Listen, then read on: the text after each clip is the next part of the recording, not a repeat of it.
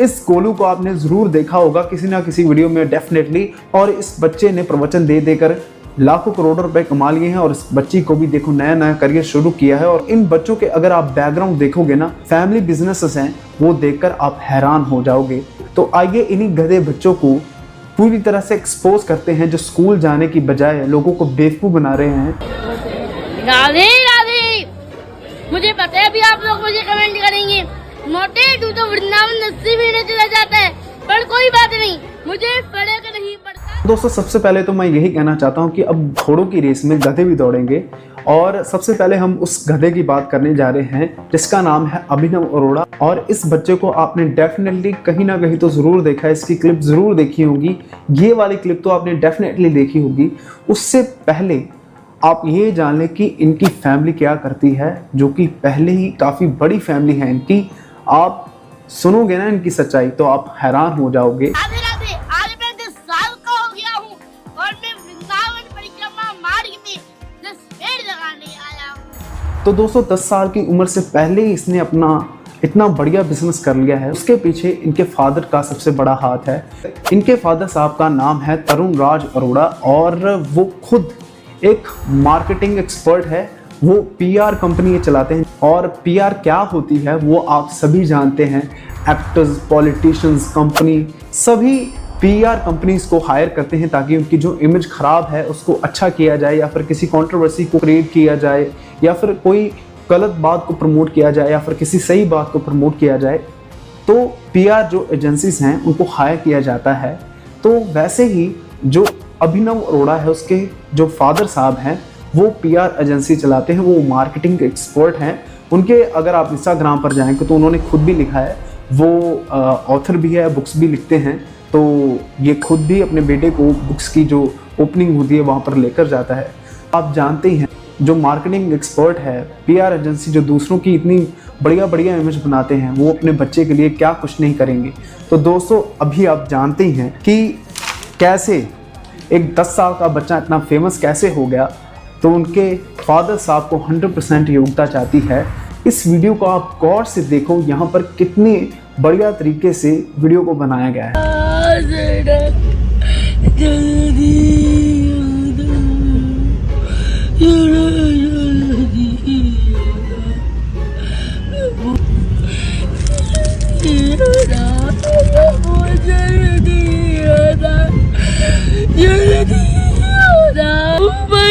हमेशा तू रहना साथ, हमेशा तू रहना साथ, हमेशा तू।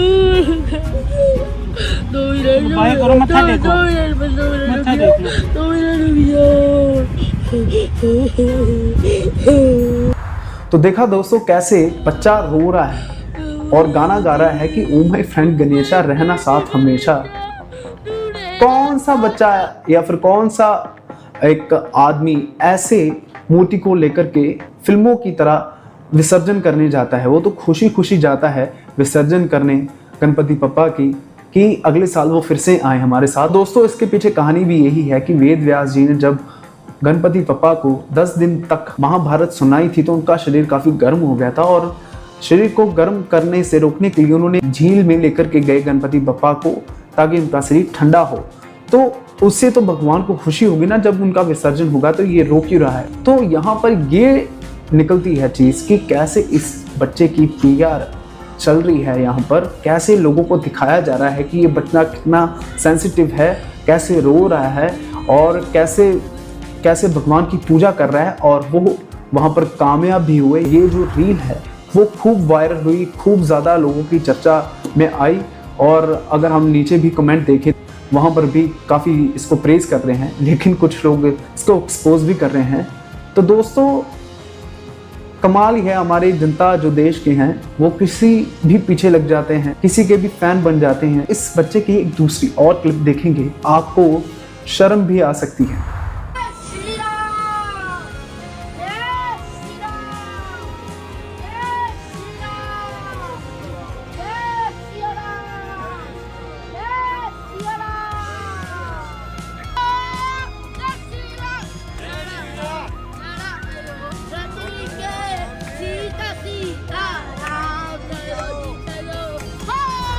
दोस्तों यहाँ पर ये प्लेन में जाकर भगवान श्री राम का नाम ले रहा है, भगवान का नाम जाप कर रहा है, उसमें कोई गलत नहीं है। लेकिन भगवान का नाम जाप करने के लिए एक जगह होती है, मंदिर होता है, वहाँ पर आप जाकर पूजा कर सकते हैं। इवन कि अगर आप प्लेन में हो तो अपने मन में आप भगवान को याद कर सकते हैं और भगवान भी खुश होंगे। इसकी बजाय इनके फादर साहब और इनकी फैमिली वालों ने, इनकी PR एजेंसी ने सोचा होगा कि ऐसे करते हैं, और ये प्लेन में जाकर कैसे चिल्ला रहा है। और कई जो फॉरेनर्स होंगे वो इससे डिस्टर्ब भी हो रहे होंगे, क्योंकि बड़े बड़े लोग प्लेन में अपने फ़ोनों में, अपने आसपास जो बैठे हैं, कई बातचीत शेयर करते हैं, तो ये उनको डिस्टर्ब कर रहा है। और एक अंकल यहाँ पर फ़ोन पर कुछ कर रहे हैं, उसको ये बच्चा कितना डिस्टर्ब कर रहा है। अंकल कितनी गालियाँ दे रहे होंगे इसको अपने मन में कि ये यहाँ पर प्लेन में भी अब आकर शुरू हो चुके हैं। तो ये कितनी एम्बैरेसिंग बात है कि एक बाप अपने बच्चे से क्या क्या कर रहा है फेमस होने के लिए, लोगों को बेवकूफ़ बनाने के लिए, और लोग भी, हमारी जनता बेवकूफ़ बन रही है। पता नहीं इंडिया में ये कब रुकेगा, कब ख़त्म होगा ये सब। मैं तो हैरान हो चुका हूँ दोस्तों।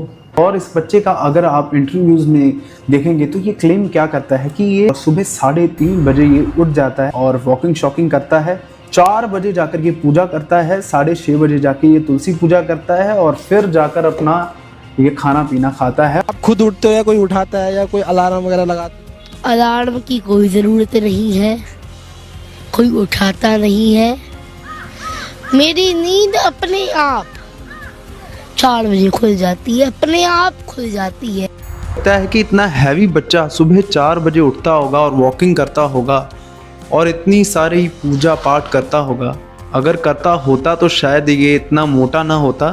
तो आप समझ ही लो कि PR का कितना फ़ायदा होता है, और ख़ास कर तब जब PR कंपनी खुद हमारे फादर की हो। और खाने पीने की अगर वीडियो आप देखोगे तो आप हाथ जोड़ दोगे कि खाना बंद कर दो और स्कूल जाना शुरू कर दो। अगर आप ये रील देखोगे तो यहाँ पर भी ये खा रहा है, और ये रील देखोगे यहाँ पर ये लस्सी ही पी रहा है, और यहाँ पर ये कुछ और खा रहा है, खाते जा रहा है, खा खा के ये भैंसा हो रहा है। और लोगों को ये समझ में नहीं आता कि ये बच्चा लोगों को बेवकूफ़ बनाकर कितना फेमस हो चुका है, कितने पैसे कमा रहा है। इसकी सिक्योरिटी आ चुकी है, वो भी सिक्योरिटी जो कि पढ़ लिख कर मेहनत कर कर जॉब ली है। वो लोग इस गधे को बचा रहे हैं ताकि इससे कोई चोट ना पहुँचे। वो लोग इसकी सिक्योरिटी में लगे हैं, इस बेवकूफ़ बच्चे की सिक्योरिटी में। हैरानी की बात है दोस्तों कि हमारे देश में ऐसा शुरू से होता है, हो रहा है, और आगे भी होगा जब तक हमारे देश की जनता एक समझदार नहीं हो जाती। हमारा देश कभी भी दूसरे आधुनिक देशों से कभी आगे नहीं जा सकता, क्योंकि हमारी जनता अगर 9 साल, 10 साल, 3 साल, 4 साल, 12 साल के बच्चों से बेवकूफ़ बन रहे हैं तो हमारा देश कभी आगे बढ़ ही नहीं सकता। तो वापस आते हैं इसी अभिनव पर। तो दोस्तों ये काफ़ी फंक्शन करता है, काफ़ी खाता पीता है, वृंदावन में जाकर इसको काफ़ी मज़ा आता है, बारिश के मज़े लेता है, खाने पीने के मज़े लेता है। तो कहीं ये मज़े कर रहा था, वहाँ पर किसी ने एक लॉजिकल बात कर दी। तू आज कोई स्कूल नहीं गया? आज कोई स्कूल नहीं गया? तो इसका जो मज़ा था वो वहीं पर फुसी हो गया। ये बच्चा जब बोलता है तो एग्जैक्टली आपको थिएटर याद आ जाएगा कि कैसे थिएटर में जो लोग अपना नाटक करते हैं वैसे ही इसकी बोली है। अगर आप इसको स्टेज में लेकर के देखेंगे आप ये सोचेंगे कि ये थिएटर चल रहा है, इसकी आवाज़ में ही स्कैम है। ये महाराज आप करेंगे, अब तो हमें कोई दुख ही नहीं है। दुख तो आएंगे पर ठाकुर जी की भक्ति करने से आपको शक्ति मिलेगी। रटी रटाई बातें जैसे थिएटर वाले याद करके आते हैं वैसी खूब ये बातें करता है। आज मैं वृंदावन में आया हूँ और मैं खाना खाने जा रहा हूँ। खूब पता नहीं कैसे हमारी जनता यार इनके पीछे लग जाती है, और ये काफ़ी दुख की बात है। और अब अभिनव अरोड़ा को छोड़कर हम दूसरे गधे पर आएँ तो वो गधा भी काफ़ी दिलचस्प है। उसकी पहले ये आप वीडियो देखें। कई लोगों का ये भ्रम होगा कि शिव जी पे तुलसी नहीं चढ़ाते, लेकिन भगवान शिव जी तुलसी मैया को माँ मानते हैं। एक बार शिव जी रोते रोते जा रहे थे, तुलसी मैया का एक वृक्ष था, तुलसी मैया ने देख लिया। मैया ने पूछा क्यों रोते हो? तो कहा ना मेरी माता है ना मेरे पिता है, मुझे आज तक कभी माँ की ममता नहीं मिली। सुना है माँ के हाथ का भोजन कितना अच्छा होता है। तो तुलसी मैया ने कहा बेटा कहकर पुकारा, शिव जी का मन विकसित हो गया। शिव जी कहते हैं माँ आज से मेरी माँ तुलसी मैया होगी। जो भी व्यक्ति अपनी कामना बोल कर भगवान कृष्ण के चरणों की तुलसी उठा के शिव जी के मस्तक पे जाके शिवलिंग पे जाके बस रख देता है, उसकी कितनी भी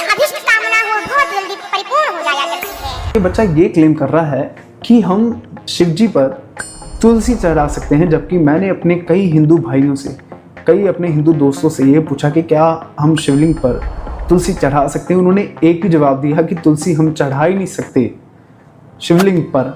और इसके पीछे कहानी भी उन्होंने काफ़ी दिलचस्प मुझे बताई कि जो तुलसी के पति थे जलंधर राक्षस था, जिसको शिवजी ने वध किया था, और तुलसी लक्ष्मी स्वरूपा भी है, तो इसलिए हम तुलसी को शिवजी पर नहीं चढ़ा सकते। और ये कैसे बच्चा बोल रहा है कि तुलसी चढ़ा सकते हैं। और दूसरी क्लिप अगर इसकी हम देखें तो वहाँ पर भी ये कैसे अपनी भाषा की मर्यादा देखो इस बाबा की, जो कि इतने बढ़िया कपड़े डाले हैं, इतनी महंगी इसने वो घड़ी डाली हुई है और सर पर कितनी बढ़िया पगड़ी लगाई हुई है। हनुमान चालीसा करने बैठ गए, कोई इधर आगे शक्कर कितने किलो लेने की, जय हनुमान ज्ञान गुण सागर 2 किलो लो 2 किलो। फिर से हनुमान चालीसा करने बैठ गए, जय हनुमान ज्ञान गुण सागर इतने में। चाय पत्ती कितने लेने, 1 पैकेट लो 1 पैकेट, जय हनुमान ज्ञान गुण सागर इतने में। हनुमान जी बोलते कब छोड़ेगी, मेरे को दूसरे के भी घर में जाने का है।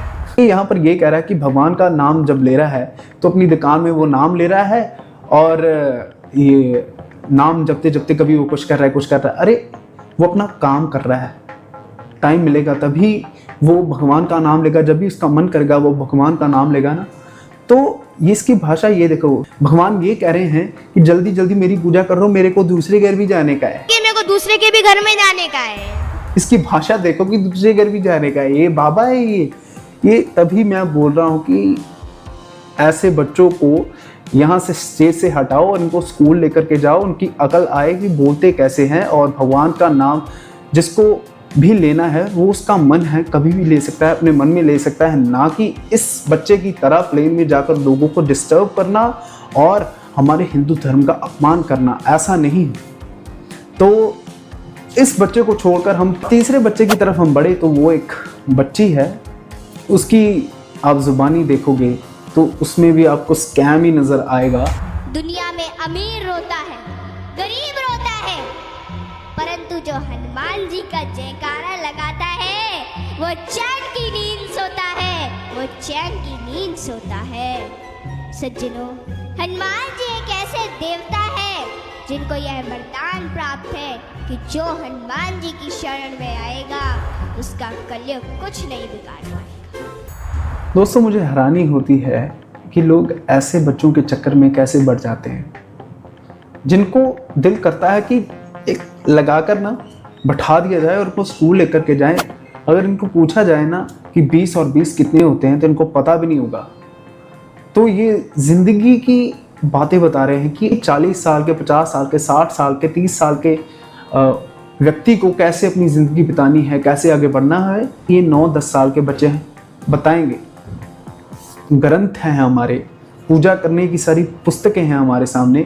इन बच्चों की क्या ज़रूरत, इन बाबाओं की क्या ज़रूरत। अगर आपको सच में भगवान से प्यार है तो आप उन ग्रंथ को पढ़े, खुद जानने की कोशिश करें, आपको पता चले कि सच्चाई क्या है और झूठ क्या है। और इन गधों को छोड़कर और इन छोटे वाले गधों को छोड़कर खुद हिंदू धर्म को पढ़ने की कोशिश करें, अपने भगवान को जानने की कोशिश करें कि उन्होंने हमें क्या सिखाया है, क्या शिक्षा दे करके गए हैं, उनको असल में पढ़ने की कोशिश करें। और इनके दर पर जाने की बजाय, इनसे शिक्षा लेने की बजाय खुद वेदों से शिक्षा लेने की प्रयास करें।